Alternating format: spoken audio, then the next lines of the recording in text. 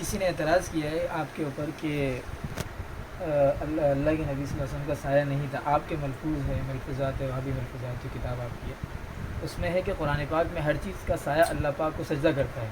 ایک جگہ میں نے یہ بات کہی تھی، کسی نے کہا کہ حضور صلی اللہ علیہ وسلم کا سایہ نہیں تھا.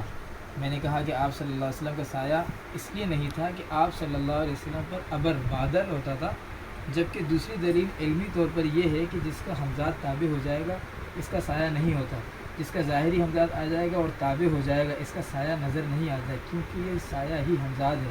اس بارے میں آپ کیا فرماتے ہیں؟ تو اس میں انکار سایہ تو ہے نہیں.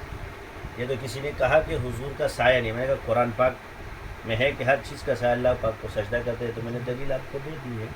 تو کوئی اگر اسے غلط استدلال دیتے ہے اس کی تو ہم نے تو اس کو دی ہے. تو کسی کی بات ہے کہ حضور کا سایہ نظر نہیں آتا تھا، تو نہ نظر آنے کی وجہ بیان کی گئی ہے. انکار سایہ اس میں نہیں ہے، ٹھیک ہے، کہ نظر کیوں نہیں آتا تھا، کیونکہ بادل میں کسی کا سایہ نظر نہیں آتا. آپ علیہ السلام پہ ہمیشہ بادل رہتے تھے. یہ انکار سایہ کی دلیل نہیں ہے، بلکہ سایہ کی دلیل میں جائے گا. جو اسے انکار سایہ کی دلیل ہے اس خود دجل میں مبتلا ہے. ٹھیک ہے، اس میں صاف لکھا ہے کہ قرآن پاک میں ہر چیز کا سایہ اللہ پاک کو سجدہ کرتا ہے. تو ہم نے دلیل دی ہے. تو یہ بات کہی تو کسی نے کہا، یہ ہماری کہیں بات ہوئی تھی تو اس نے یہ بات جو کہتے ہیں کہ نور کی دلیل جو لیتے ہیں تو حضور صلی اللہ علیہ وسلم کا سایہ نہیں تھا، یہ ہماری دلیل نہیں ہے. یہ کسی جس نے سوال کیا کسی نے کہا ہے کہ حضور صلی اللہ علیہ وسلم، میں نے نہیں کہا. ٹھیک ہے، کسی نے کہا، ہم نے وہ بات کو کوٹ کر میں نے کہا کہ آپ وسلم کا سایہ اس لیے نہیں تھا، نظر آتا تھا. یہ لفظ یا تم لوگوں سے غلطی ہوگی تباد میں. صحیح ہے، حضور صلی اللہ علیہ وسلم کا سایہ کہ آپ صلی اللہ علیہ وسلم پر ابر ہوتا تھا، یعنی نظر نہیں آتا تھا. یہاں نظر نہیں آنا تباد کی غلطیاں ہیں، کتابوں میں غلطیاں ہو جاتی ہیں. یہ کوئی بڑی دلیل نہیں کہ اس کو آپ ایشو بنا دو کہ جی اس کا مسئلہ نہیں ہے. پہلے سیاق اور سباق پڑھا کرو. قرآن پاک میں ہر چیز کا سایہ اللہ پاک کو سجدہ کرتا ہے. یہ تو قرآن کی آیت سے ثابت ہے. یہاں پر آخر میں کہہ دیا کہ نظر نہیں آتا تھا.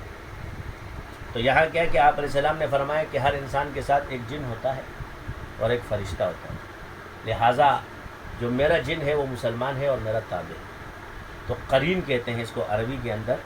لہٰذا یہ حمزات کی طرف. تو یہ ہم اس لیے دلیل دیتے ہیں کہ حمزات، اس سے آپ انکار مت کرو. کوئی علم والا ہو اگر حمزات کا علم حاصل کرتا ہے تو اس کا سایہ غائب ہو جاتا ہے، نظر نہیں آتا. اس کا یہ مطلب نہیں کہ اس کا سایہ نہیں.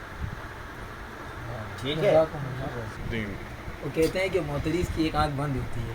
سوال کرنے والے نے پہلے اس عبارت کو مکمل پڑھا نہیں. ہم نے اسی عبارت سے حضرت سے سوال کیا اور ماشاءاللہ انہوں نے اس کی مزید وضاحت ہمیں دی.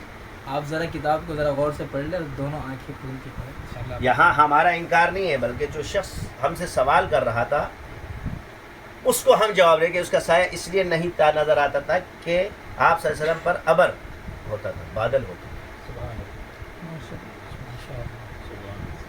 ٹھیک ہے، تو اس سے انکار سایہ نہیں ہے بلکہ نہ نظر آنے کی وجہ ہم نے بیان کی. سبحان اللہ، سبحان اللہ، سبحان اللہ. جزاک اللہ.